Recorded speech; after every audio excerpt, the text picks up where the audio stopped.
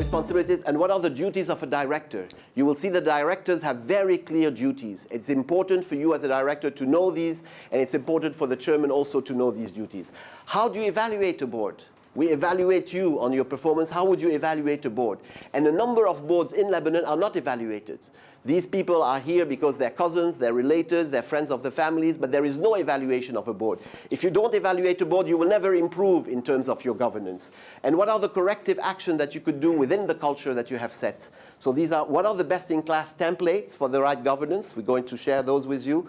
And then why good boards fail. What are good boards fail? So this is a very important question. Okay? So these will complement, and we'll try to address these two sets. Okay. What time is it, Michel?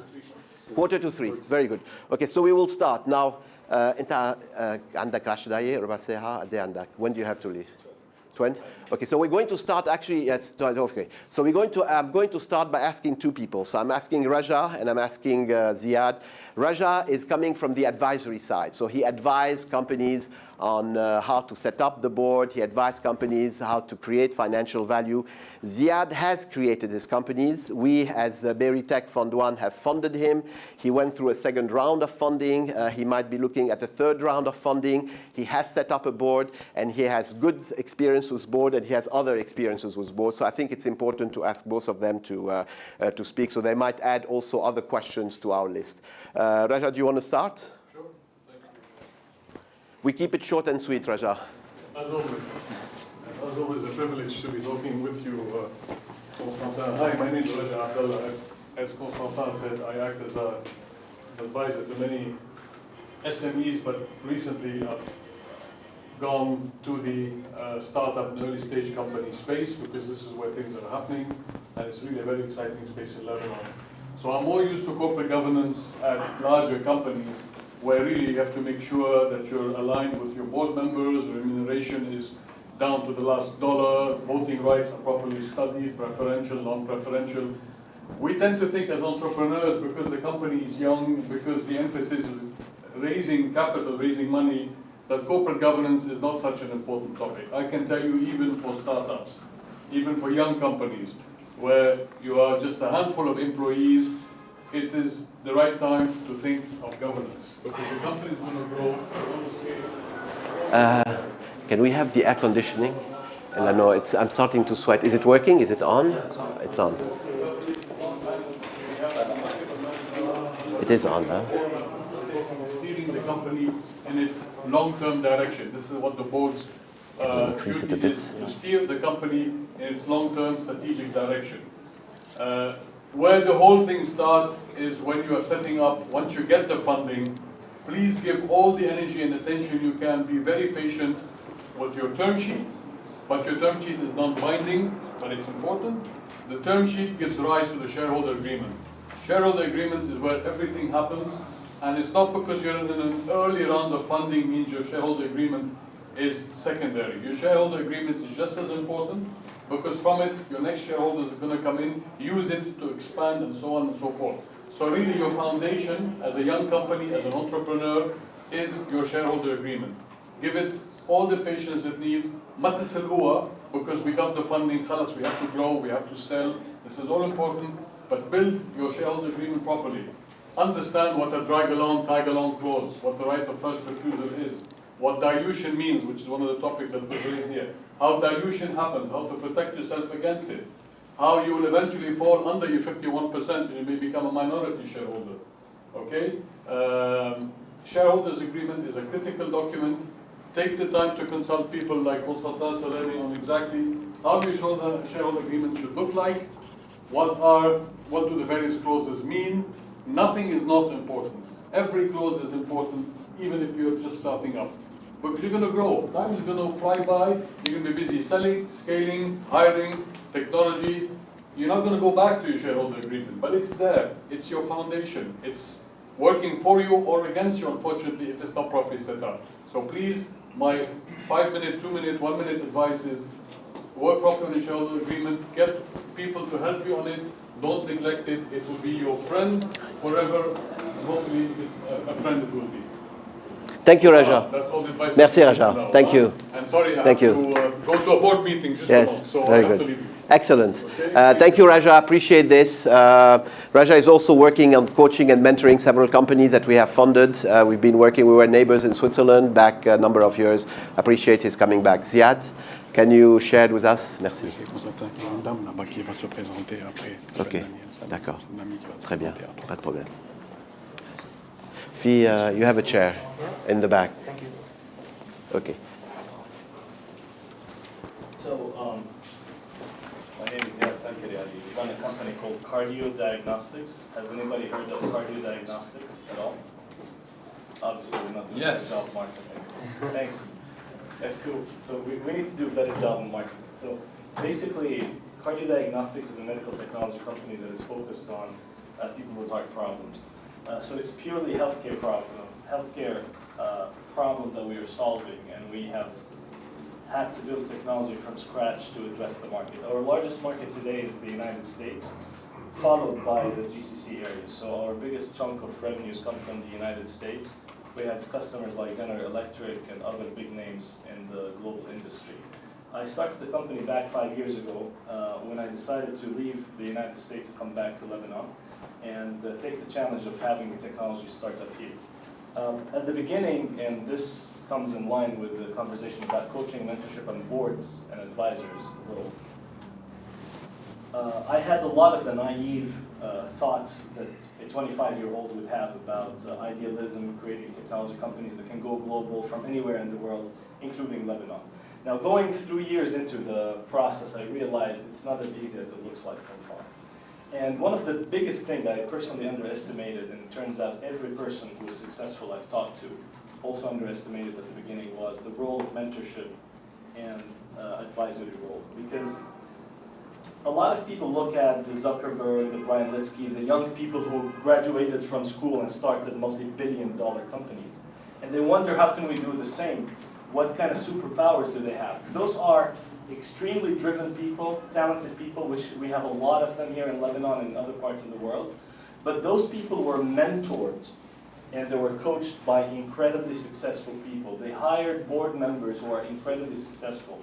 I had the good opportunity to talk to some of the most acclaimed names in that industry. I talked to Ms. Holmes, who is the founder of Theranos. Some of you who are in the startup world probably heard about it. Multi-billion-dollar company started by a 19-year-old lady and ended up moving slower later on. She told me the most successful thing she's done is hiring world-class board members who took her company to the next level. I talked to Brian Litsky, the founder of Airbnb. Probably some of you know Airbnb. He had the same comment to do. His board members were the ones who open doors, who make the call, open a possibility for partnership in a multi-million-dollar deal, or basically coach him on how to hire, how to recruit, how to retain. And I personally had a lot of great opportunity meeting people. It's just that Constantin, by the way, Constantin is one of the most influential persons, I say it in your presence and absence, for my startup career, because he is among the very few who happen to be in this country, by the way. Very few who happen to be in this country who has world-class operational hands-on experience. There are a few of them, but not too many. And I think for successful startups to succeed in this country, we need more of the people like Constantin who've done massive successes, who have run hands-on operations, had the difficulty growing sales teams, failing and succeeding in certain areas, and then they want to come and contribute their knowledge back. I also had the opportunity to meet people in the United States who are advising me on a pro bono, non-committed, non-necessarily board member type of position. And I also learned a lot from them. And without them, I can tell you, we wouldn't be recognized by President Barack Obama. We wouldn't be basically a company that is profitable today. We wouldn't be a company that generates technology and export it to the United States and to the rest of the world. So the role of board members is incremental. And I think Lebanon is still way behind. The board members we have today come from banking sectors, from non-hands-on experience. Those are important. They bring the money with them. They bring certain perspective. But you also need the operational people who've done it, who have put their hands dirty into the business, and who know what the difficulties are of growing and scaling a certain business. So that's my 2 cents about the experience. Thank you. Happy to be around. Ziad, maybe to ask you a question since you're here before you leave. If you look at the lessons learned, because you had now a board for about, what, 12 months, 18 months, 12 months. What do you think, in your case, the 2 or 3 lessons that you gained over the past 12 months in terms of the board experience that you, or the board journey that you have done? Sure. So just to answer that question, let me give the other side of the equation. When I started the company, I almost had no official board meetings happening on a regular basis. So my investors were not necessarily hands-on. I probably had to pull them more. I had to do a better job pulling them more towards board meetings. Recently, we decided to structure it, and Constantin helped quite a bit in putting the structure together. I had started regular board meetings every quarter, and sometimes more often than every quarter. And since around 18 months, I would say, when the first few board meetings started taking place, until recently when the board expanded and more people came into play, I learned a couple of very important lessons. One is that engaging your board is very important. Some of those people have a wealth of information that you can tap into, but you need to learn how to tap into appropriately. Another thing is, those people have to genuinely like you. They should not be there for a purely financial reason or to get a prestige of being on a certain board or a certain name. They have to be invested somehow into your business. They have to like you as a person if you have a company, your operation, your team, your mission and vision, in my opinion, and that's how they get to contribute a lot more. I recently got to meet a person who was extremely successful in the US, a CEO, one of the most successful S&P 500 companies, CEO, and I learned that within 15 minutes or 20 minutes or 30 minutes that I spend with him or with Constantin, I get to learn something that would be very difficult for me over many, many months to acquire on my own. So it's very crucial to prepare for those board meetings, get the questions together, make the questions rather strategic and specific, not the hands-on kind of, not the nitty-gritty detail, but the things that you cannot find in Google, you cannot find from a regular person. You would tap into their wealth of knowledge in that case. Thank you. Sure. Thank you, sir. Thank you. Okay, Ziad is, his technology, he didn't mention it, but it's basically cloud-based online heart monitoring. What he didn't also mention is his father died from a heart attack, and what he did is, and it affected him, so how can we avoid having other of these problems come in? So typically what I had a heart problem, I had a device that I had to carry for about 24 hours. It was very bulky, very expensive. He comes up, you have the patch, you have a small monitoring thing connected, and you will carry it for a period of months. So this will give you full visibility on what your heart condition is that you will not be able to get over a 24-hour period. So what he's doing, and he has managed to sell this to some of the leading hospitals in Abu Dhabi. Cleveland Clinic is one of them. The other one is the Imperial College Hospital, and more to follow. So this is and it's great to have. So this is IP. This is intellectual property that you have. It's created in Lebanon. It's expanded around other countries. And we're looking more and more of companies like this who have IP, who can expand it, and who could capitalize on it in order to be successful. Okay? Anytime you want to leave, you're right. Okay, so I want to ask the first question is, what in your mind is governance? So how would you define governance? In the general term, what is governance? I live in a country called Switzerland. I personally believe that this is one of the best examples of governance in the world. So how would you go about defining governance? It might be a worse country to live in on other aspects, but at least from a governance point of view. So how would you define governance? Transparency. Okay, so you have transparency. So let's write them down. So one of the attributes of governance is transparency. What else? What is governance? System of rules and regulations. Very important. So you have a system of rules and regulations. What else? Accountability. Okay, so what you do, you have the ocean of accountability. So what is embedded in this one, accountability, is that you need to do what? You need to monitor. You need to monitor. So one, you need to have a system. You need to have if you don't have a system, you have a problem. So one is you need to have a system in place, clear system. The second one is you need to monitor the implementation of your system. Monitor the implementation, your implementation of your system. Before monitoring the implementation of the system, what do you need to do? You have developed your system. Before monitoring whether it's implemented, what do you need to do? Okay, I put here rules, regulations, policy, and procedure. I put it all. You've had it documented. What do you need to do? Okay, you need to basically, you need to make sure that you are training, that the people understand what you have. Because if they're not trained on it, so training of your rules, understanding of the rules, regulation, your policies, regulations, policy and procedures, P&P. So the policy and procedure is quite important. So one is to make sure that you have, and you need to do it in a transparent, so you have transparency. You have a systems of rule and regulations. You have accountability. There are owners of this, and these owners are different people within the organization. You need to make sure that you are training your people so that they understand, and you need to make sure that you're monitoring this and adjusting. So once you monitor, what do you need to do? You have to evaluate. Basically, you need to make whatever is the corrective actions. And these corrective actions, it's a loop. The corrective act, maybe we have the wrong rules or regulation. Or maybe we have not trained our people effectively. These people have not been trained, or we're not monitoring it effectively.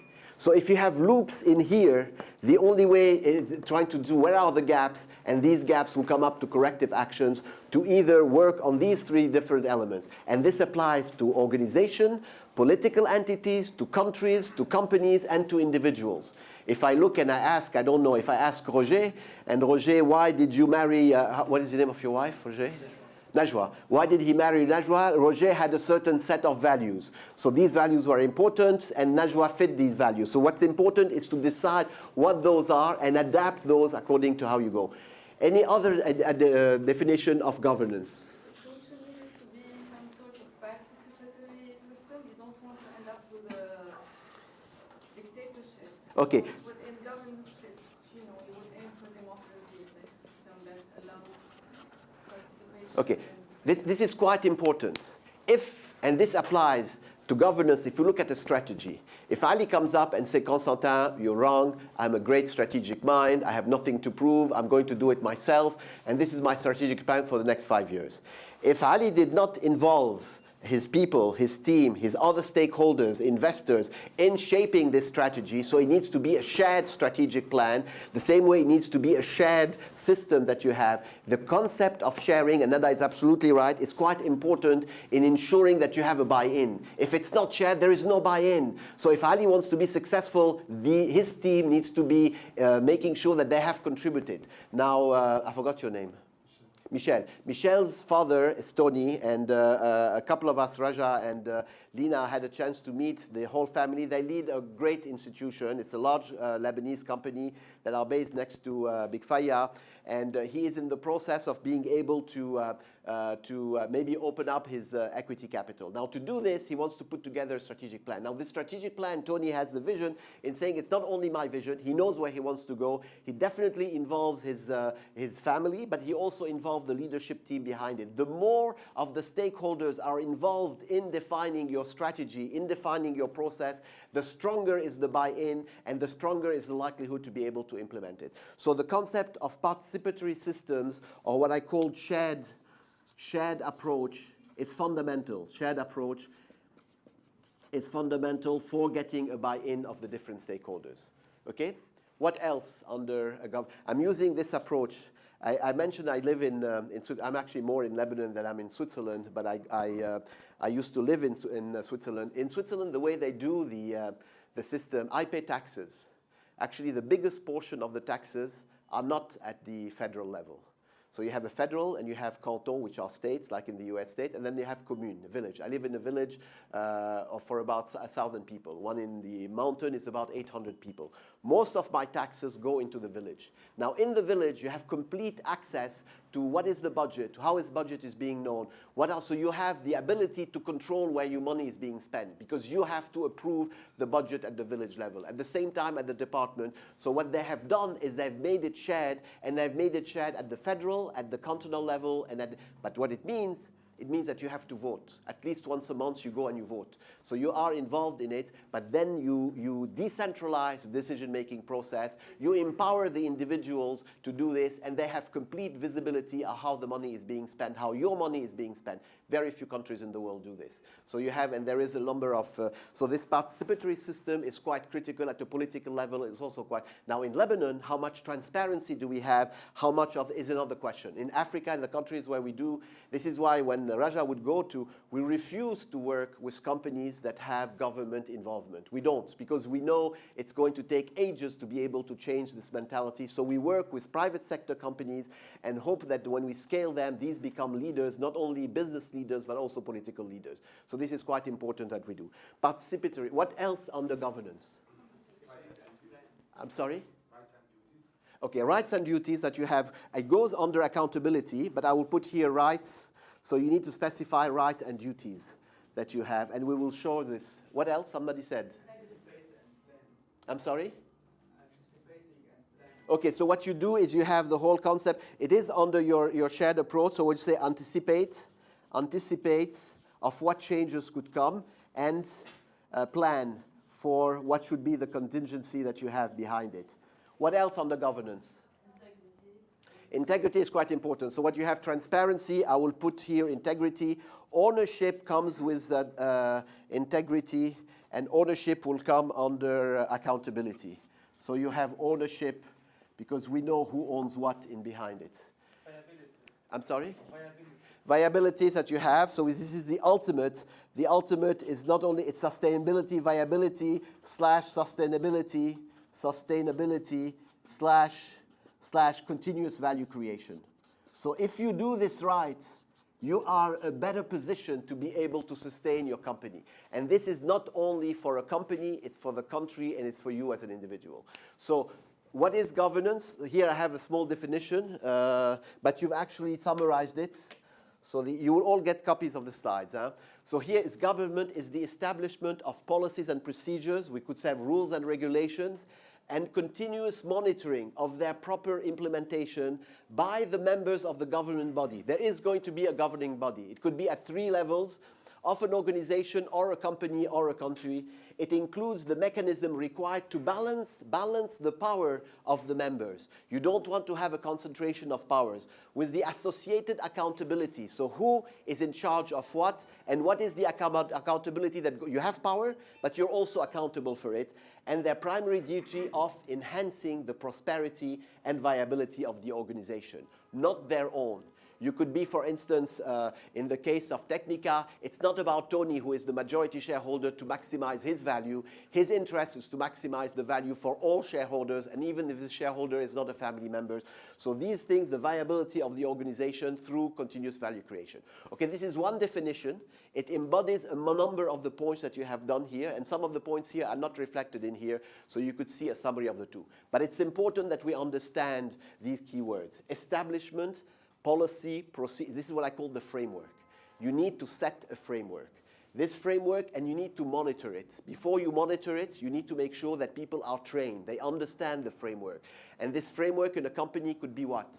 Could be delegation of authorities. The framework could be what? What is the system that you use? You know, Ali has a certain system. He's now developing another system. The system is part of the framework.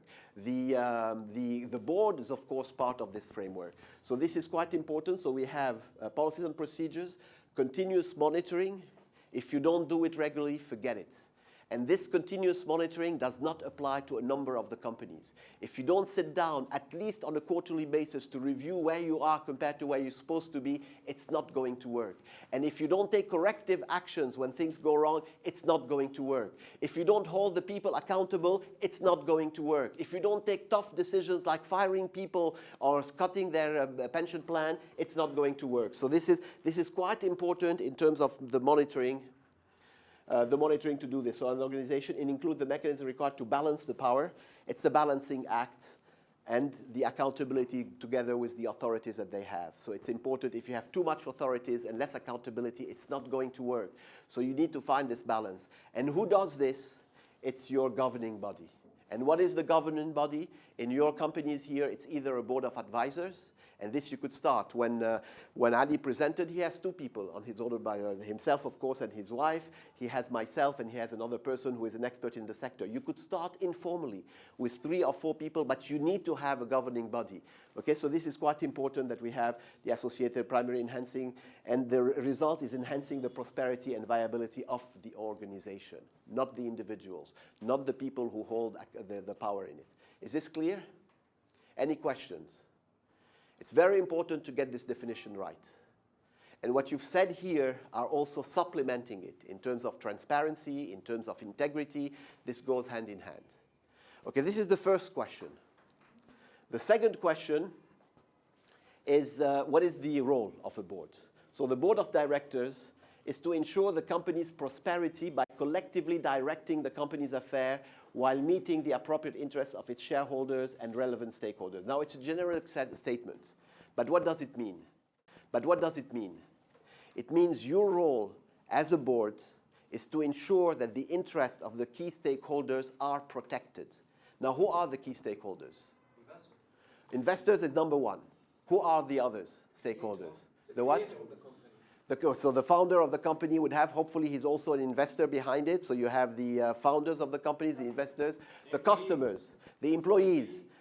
So your role as a board, so beside the employees, beside the customers, beside the investors, beside the founders, who are the other stakeholders?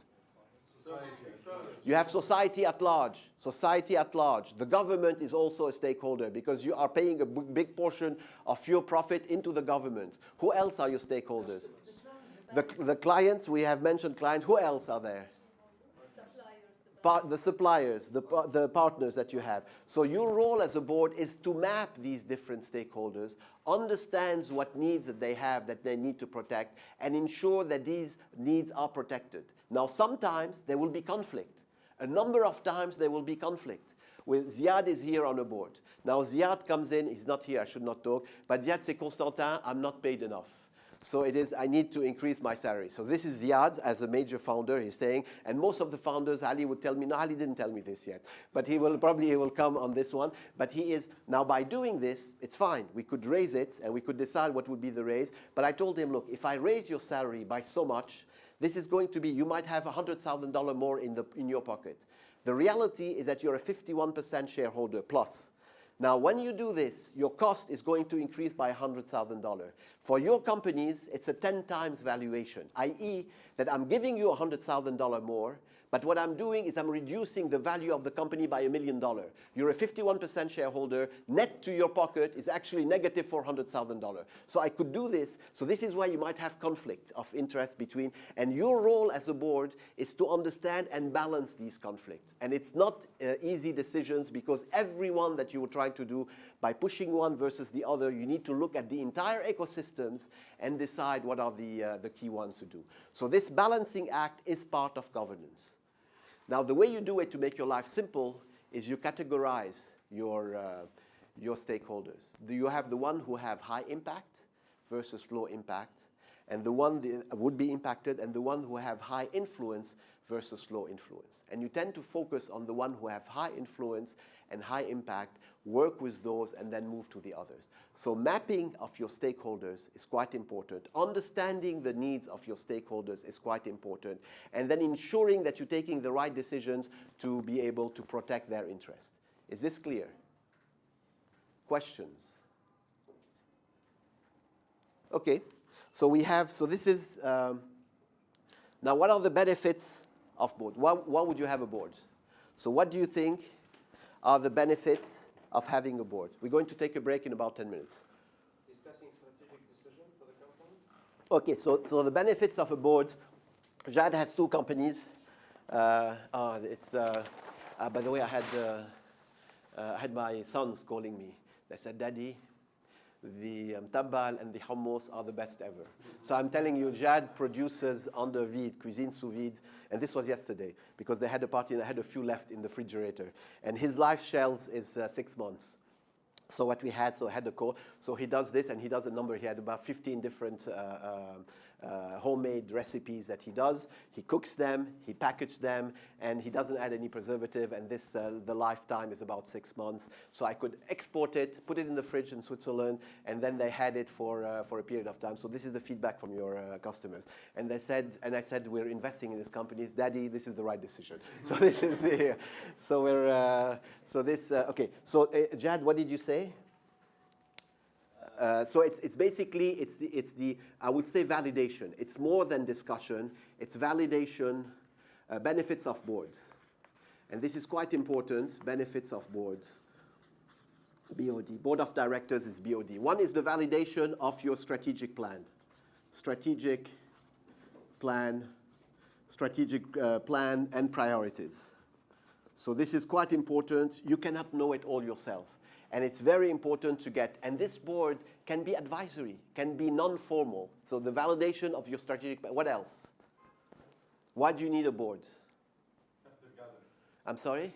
Yeah, this is very important. What you need in a board, you need to be able to raise, capital. And these people normally either they have capital themselves or they have access to sources of capital. Raise capital, and this could be equity, this could be debt, or this could be, if you're very nice to Rami, who just left the room, is he still there? No, he's still there. If you're very nice to Rami, you could even get grant. And if you're in the agricultural space and hopefully in the healthcare space in the future, so you could get grant money. So you need to have people who have access to people like Rami to be able to convince them that this is a good deal. So debt, equity, so raise capital, help in raising. What else do you need a board? Networks. I'm sorry? Networks. Extremely important. So basically you want to have access. You want to have access to broad network. Broad network. So you need to have access to broad network. So basically your contacts that you have. Contacts. It could be potential clients, potential clients. This is quite important. What else do you need a board? What are the benefits of having a board? Okay, you need expertise. So what you do is you don't have expertise. So the expertise is access to expertise. And this expertise could be different ways. So one expertise could be purely sector expertise. So you want to have, sector. You want to have somebody, in the case of Ziad, he wants to have somebody who is specialist in the medical field, and he would help him penetrate the American market. So it could be, what other types of expertise? Functional. It could be absolutely, Raja. Raja, when you're going to go back, you will see that you, for instance, you will say functional. In your case, sales, marketing, strategy is your functional expertise. If I tell you about finance, you will say, Constantin, half-half, I'm going to learn, so on. So what else? So the functional expertise is important. So what are the gaps that you have in your organization? And if you have some functional gaps, get the board to fill the gap. What other?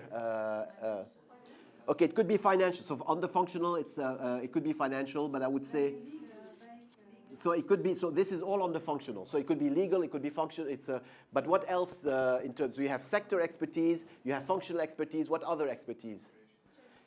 It could be, okay, it could be in terms of mergers and acquisitions that you want to have, you want to find the right partner. It could be geographical. I'm expanding to, Jad is now expanding into Dubai. He has, the first container was arrived, أما بعد. بلش بعته أما بعد. شو؟ بالبحر ما وصل بعد. Okay, so what he needs is, for instance, to be able to expand geographically into the, so you need to, so it could be sector, it could be functional, it could be geographical. So you have different types of expertise, and this expertise depends on what? What is important for you to decide which expertise you need?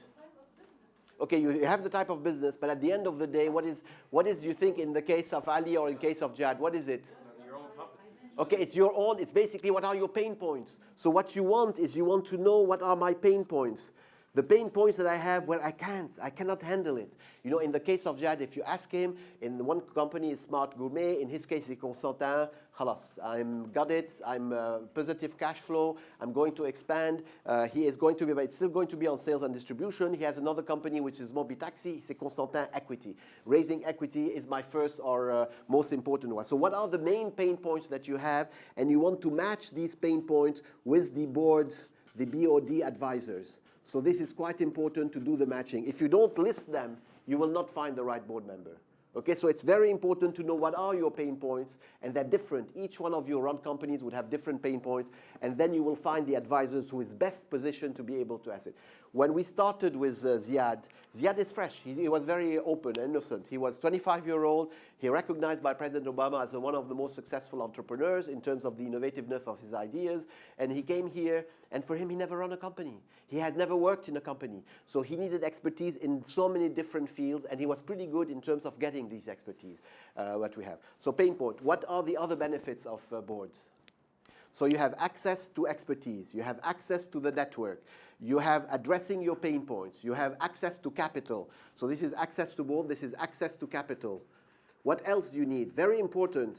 Protection from the pool of shareholders. What do you mean? So if there's an important decision that you want Yes. to make, you don't want to make it on your own. Okay. Blamed by the Okay, so we have, this goes back to the point, so what you do is you have shared decision making.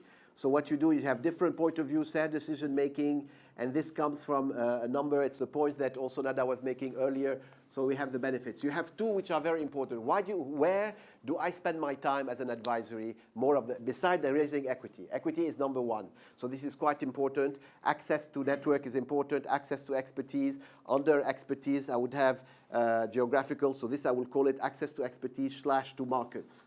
So I want to access markets, there is another one. Now, one of the most important things when you have all of your strategic plan validated, et cetera, is if your execution is not up to the level of your mission, your plan, then nothing's going to happen. Okay, so what are you telling me? So what I'm saying is that to a large extent, the board is going to be there every once in a while to see your progress from an execution. Excellent. This is very important. What a board brings in, what a board brings in, it brings in the discipline of monitoring execution. It's a discipline. So what it does is discipline of execution. And the board is there. So are we doing it? Are we doing it? And for this, you have different ways. I use the balanced scorecard. Others would use QMS. Others would use different methods to do it, but you have clear accountability and you make sure that this is implemented. Now, for the agri-tech companies, Nadine has been working with a number of you. You have your balanced scorecard. Now, when I'm working with Rami, we're doing exactly the same thing for Berry-Tech. Now, we have finalized it, and he has a full plan, thorough, for Berry-Tech, complete balanced scorecard with his KPIs, with one of the key initiatives. We discussed it. We finalized it last Thursday before going on a hike. And then this is very important. And the board would do is that they will show you. The first thing he's going to do is validate his balanced scorecard with whom? With his board. And then the board needs to make sure that he's implementing on this balanced scorecard. So the discipline. What else is there? There is another one. I spend a lot of the time doing what? It's basically helping, because once you get the money, where is the money spent? Once you get money, where do you think is the money spent? Okay, salaries means what? Who said salaries? Okay, so salaries, who said? So salaries is hiring. Is hiring. And our issue in Lebanon, unfortunately, is that the pool of talent is very limited. So what we need to do is basically access to what? It's not capital, it's access to talents. So this is quite important, is how do we find the right talent? How do we keep the right talent? So I spend a lot of the time helping Ziad. In this case, he has now hired a new sales and marketing person. He's hiring a new operation person. He hired a new finance. Every time we're here is trying to help to see how can we source for these talents, how can we interview to make the right decisions on it, and how can we make sure that we retain the talent. So the access and the retention of talent is quite important, especially for top talents. Okay, so this is quite important, especially in markets like Lebanon. So access to talents is one. What else? So shouldn't this be the job of the lower management, which is the HR? Yeah, no, I fully agree. Now, what I'm looking here, and you're completely right, Michel. So we have, in this case, Michel his company has 250 people. So what I'm looking at here is the direct report to the CEO. So the CEO himself and the direct report. So For the CFO, the top, they can't spend more time. So what I do is I spend only the time to the direct report. And the direct reports are typically sales, It's quite critical. Finance is quite critical. Now, Samer does a great job because what he does is you don't need to hire it, I'll do it for you. So he has about 10 companies where he's the CFO of 10 companies in this case. So this is one way of doing it, but at one point in time, the company needs a full-fledged CFO. So it's finance, it's sales, it's marketing, it's human resource, it might be legal if you want to insource it. So for these key positions, the board could help in introducing the right people. Is it clear, Michel? Okay. Yeah. Any other reasons why you benefit, why a board of directors is of help?